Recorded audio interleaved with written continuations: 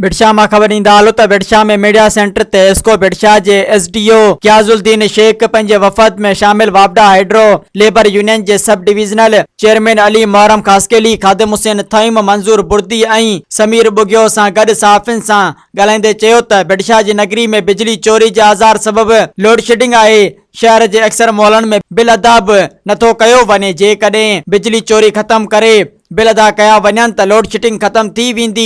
हिन चयो त बिजली चोरी बर्दाश्त न कई वेंदी। शहरनि ऐं सहाफ़ियुनि खे बि असांजो साथ ॾियणु घुर्जे। मुख़्तलिफ़ इलाइक़नि में बिजली जो सिस्टम पुराणो हुअण करे आबादी वधण सां लोड वधी वियो आहे, जंहिं करे ट्रांसफार्मर सड़ी वञनि था, जेको तयारु थियण में कुझु ॾींहं लॻी वेंदा आहिनि। असां हर मुमकिन कोशिश कंदा आहियूं। मज़ीद ख़बरनि ऐं तफ़सीलात लाइ विज़िट कयो असांजी वेबसाइट www.awamiNewsHD.com ऐं ॾिसंदा रहो अवामी न्यूज़ HD।